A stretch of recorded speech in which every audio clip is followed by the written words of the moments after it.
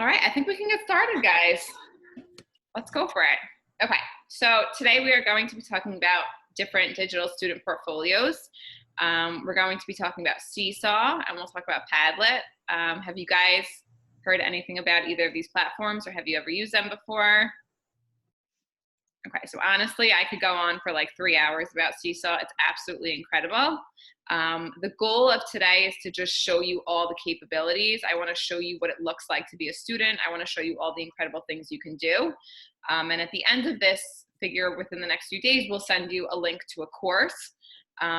What the course is it's a step-by-step tutorial for you guys to actually get yourself set up and get yourself running on these platforms. So this is not so much about the logistics of how to get it running, but more so to learn the capabilities and to just kind of learn new things and see what it looks like both as a student and a teacher.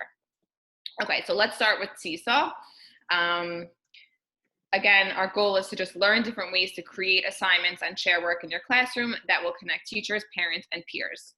So we all have to give some sort of grades. And I know a lot of people are scrambling, like, what am I going to actually assess my students on? So with Seesaw and Padlet, it's a great way for you to have, some sort of material that you can actually give your students a grade on instead of just giving them like a formal assessment. It's a little more creative, a little more fun, and I think you'll really enjoy it. So what is Seesaw? So Seesaw is a free platform for student engagement that empowers students of any age to create, reflect, collaborate, and share. The way it works is that teachers either find or create activities to share with their students. The students then take pictures, draw, record these videos. And I think one of the greatest features is that families are able to see their students' work, to comment, encourage them, and it kind of really just keeps everybody very much connected. The parents, the students, and the teachers. Okay, I want us to jump into a sample activity. So right now I'm the teacher and you guys are going to join my class to do an activity. What I want you to do is I want you to go to the website you see here, app.seesaw.me. You can just type it in on your browser. Okay, so everybody type this in and then click I'm a student. And then over here on that red box, you're going to put in this code. All right, so everybody please do that for me now. And welcome to my classroom.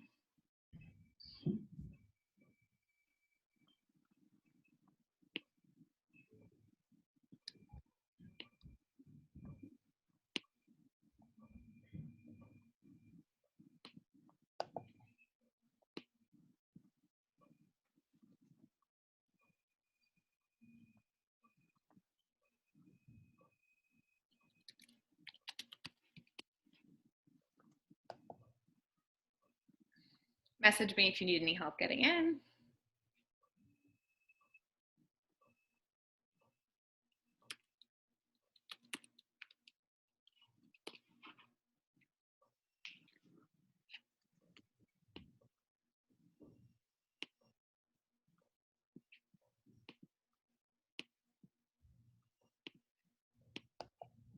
Once you're in, I want you guys to work on activity 1, please.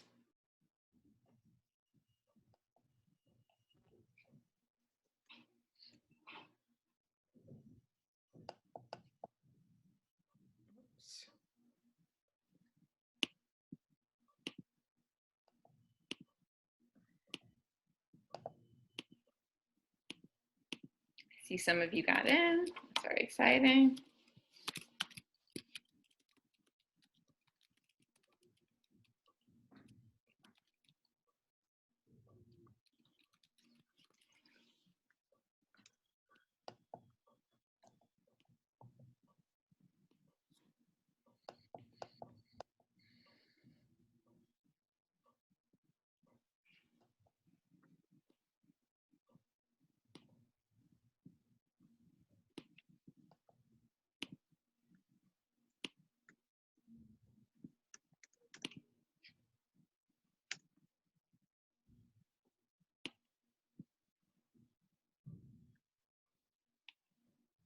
Okay, so for those of you that just need a little bit more instruction on how to get in, if you can see on my screen, you're going to go to app.seesaw.me on your browser. Okay, I then want you to click where it says I'm a student, because you're all going to be my students for today. And then where it says text code, type in this code I have circled in blue, and then create an account. Okay, don't worry, I won't spam you. You won't hear from me after this from that account. I just want you to see what it looks like.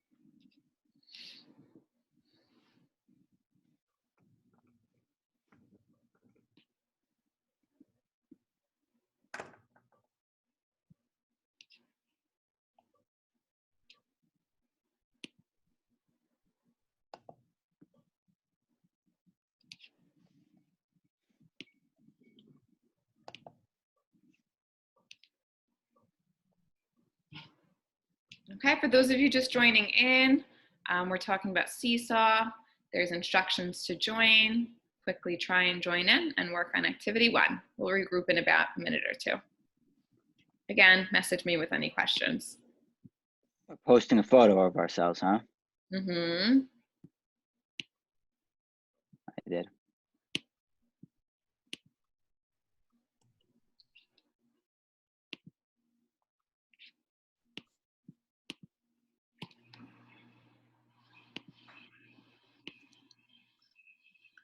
I have some people doing math work already. Great.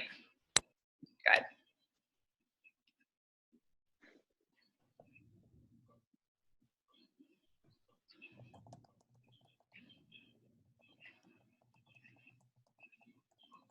Good. Everyone's doing a really good job.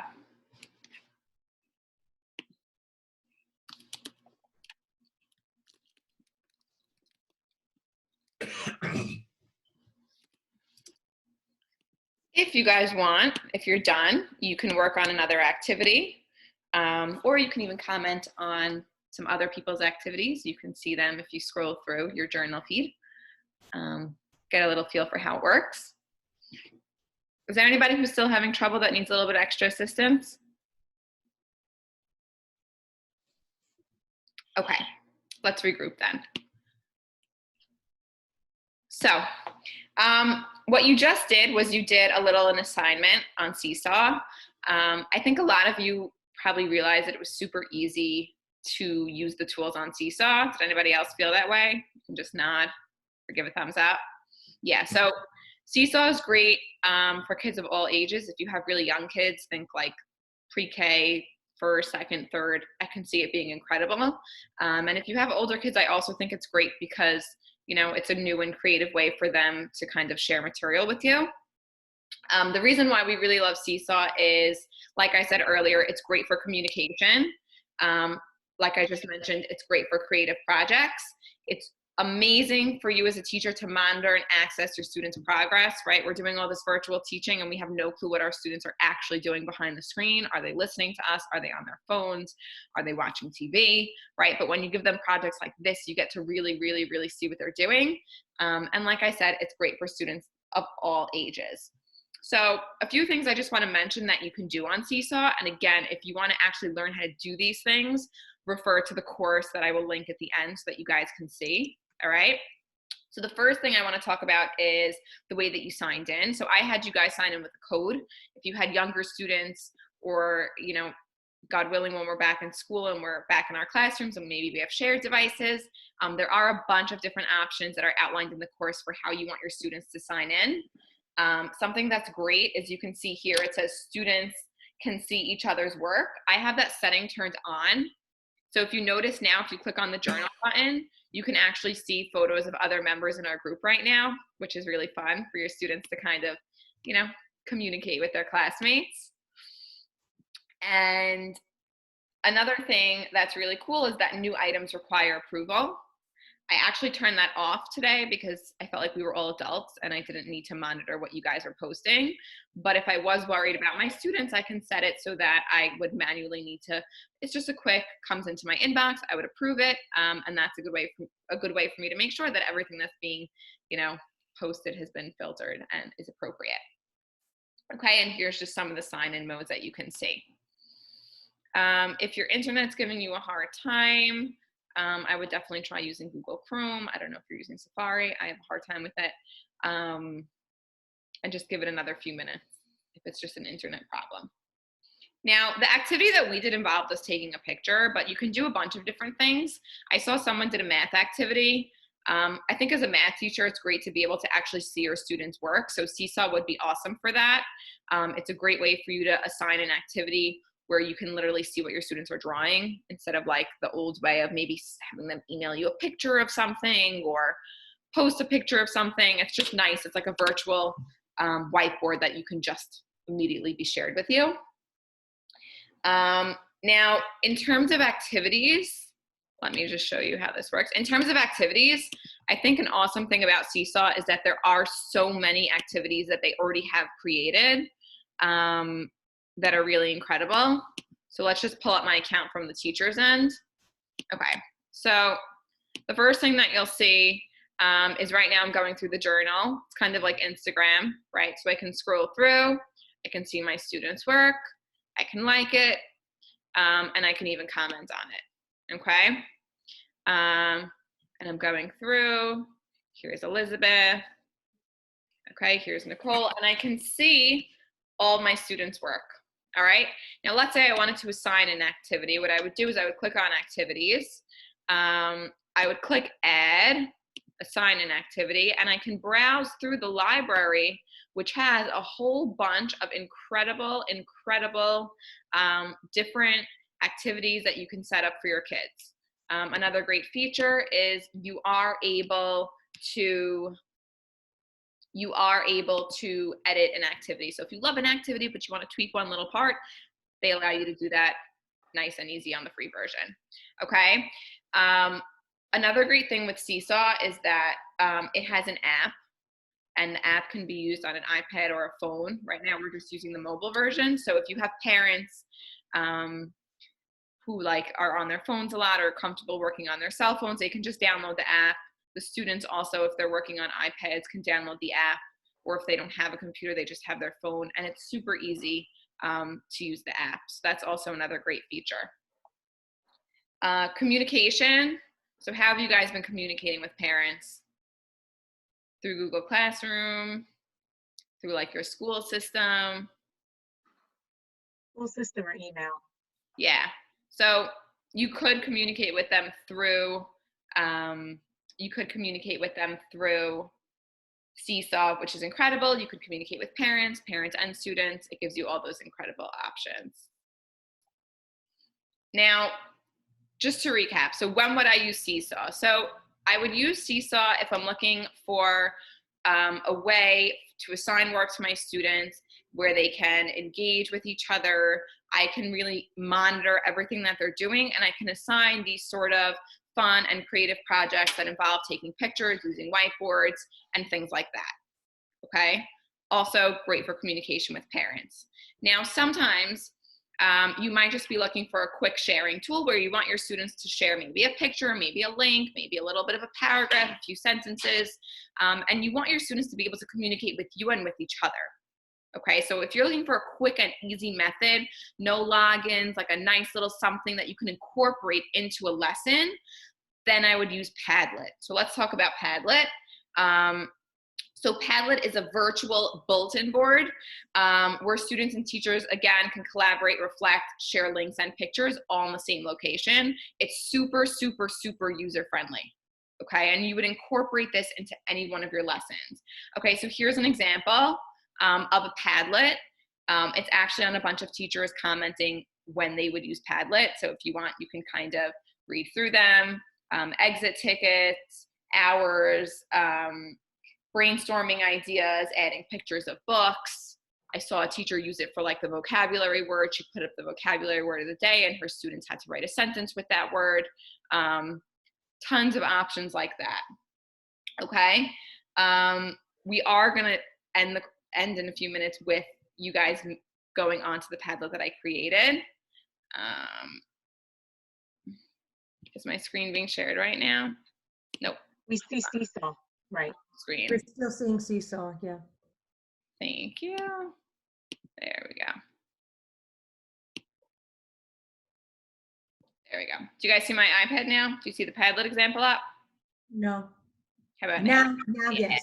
there we go. So let's give it some more love now. Okay. So here's our Padlet example. So it's literally virtual bulletin board.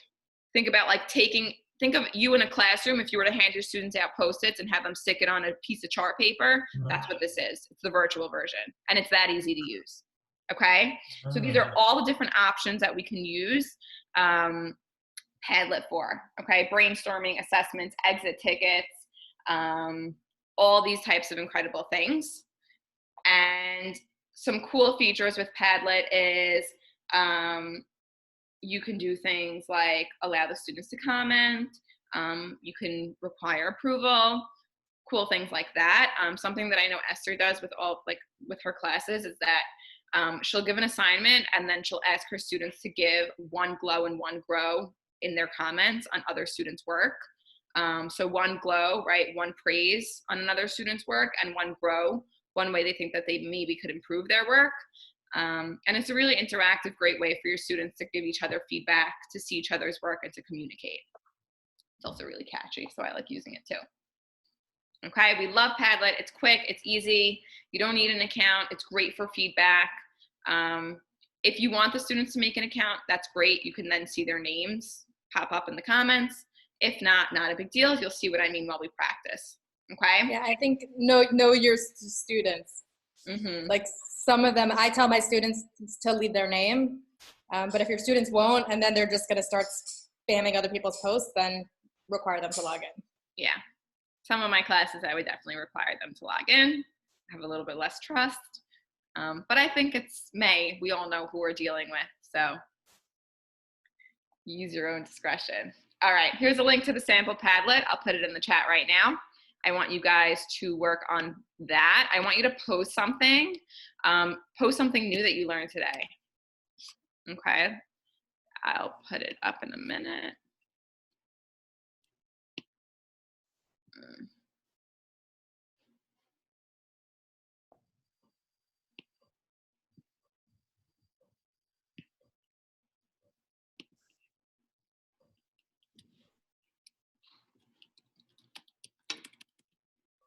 My internet's just being a little slow getting the link, but if you guys want, you can just type it in manually or just wait for me to put it in the chat. Sarah, is it just me, or I can only see on the chat either you or your co-host? I don't have an everyone option. Is that my settings? No, that's my settings because I don't like my students to have the ability to talk to everyone, but I can change that right now. I find that when they're able to talk to everyone, they get like Yes. more excited about it. Here, I just changed it. Yeah, I think when they can talk to everyone, they just get much more excited about it. Thank you for putting that in. That Esther just posted it to everyone. Thank you.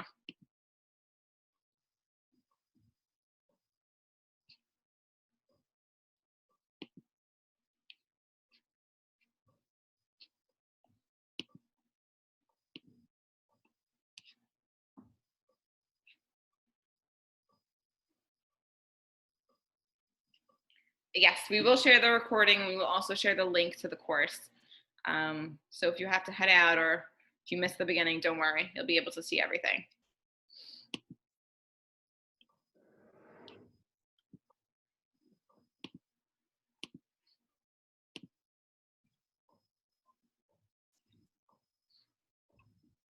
Okay, now make sure you guys, since I didn't have you guys create accounts, make sure you please write your name. You'll see everyone's coming up as anonymous. So just write your name either as the title or you can just put it at the end so I know who you are. A great thing also is because it's live, I can see as you guys are working. So if you want to give an exit ticket, you can literally watch your students to make sure that they're actually doing work when they're supposed to be, as opposed to just, I don't know what they do, but I see that people are working and I see who's working. I use Padlet at the end of every single project. Like every time the students complete a project, they all post it to Padlet, and then a whole lesson is each student has to give feedback, like thoughtful feedback, to 3 other students on their project. And it's a really great class. The students always love it. Well, he got the phone out there, and I guess he said he's gonna bring another truck with the hot water and push it out. Okay, awesome. But as of right now, it's moving through. Thank you much. You too. Okay. So now you guys can see my screen. You can see me comment back. And it's a really just fun way for you guys to kind of just communicate with your students, nice, quick, and easy, and for them to see each other's work. Is everybody clear on the difference between when we would use Padlet and when we would use Seesaw? Anybody want to sum up the difference for me? I'll like quiz you guys, make sure you're paying attention. When would I use Seesaw and when would I use Padlet? Who wants to be brave?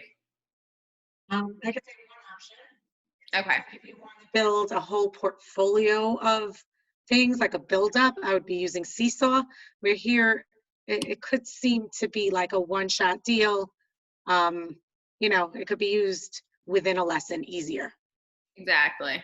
Good. Exactly. Within a lesson, a quick thing. You want to hear from your students. You want them to hear from each other. That would be Padlet. If you're looking to really kind of maybe reshape the structure of your classroom, I would look into something like Seesaw. And also Seesaw, you know, you can use it in the fall. If you're feeling like it's a little bit late in the year now, it could definitely be integrated into a, you know, a normal, regular classroom. How did someone change the color of their post? Good question. If you click on it, and then, so I hit control click, which would just be a right click on a mouse. I changed someone's color for them. So you can change the color, which is also fun. I think also all of you know now what devices your students are using. For students who are using iPads and phones, it's really hard to create content like on Google Docs and stuff, if that's how you're collecting work. So if you switch to Seesaw and they can do everything by hand and then quickly take a picture of it and submit it, that's a lot easier for those students. So you know what kind of work you're assigning. If it would be better kind of offline, but you still need that work to be submitted, Seesaw makes that a lot easier than Google Classroom does. I also think if you're finding yourself like emailing things to your parents, like emailing students' work to parents all the time, or WhatsApping pictures to parents all the time, like Seesaw is just a really great way to professionally communicate, where you don't have to be doing so much physical work of matching a student's work to a parent email. It's kind of just automatic. They open up the app, they scroll through, and it's like them scrolling through their own student's Instagram. They see all their projects, all their work, and it's just really easy for that, so it'll save you a bunch of time. Okay. I want to take any questions you guys have. I'm also going to put up a link for the course now, if you guys want to just open it up and see what it looks like, so you get an idea what I mean when I keep saying the word course. And if you have questions on how that works, feel free to ask them. But whoever has questions, please let me know. Call them out or message me, and we'll start going through them. Also, Sarah and Esther, just talk a little bit about next week. We have another PD, if you want to just let everyone know what that's going to be about. Next week is Nearpod and Pear Deck. Yes. It's going to be incredible. So I'm looking forward to seeing you guys again. And the link to register was just put in the chat by Morris. Go for it.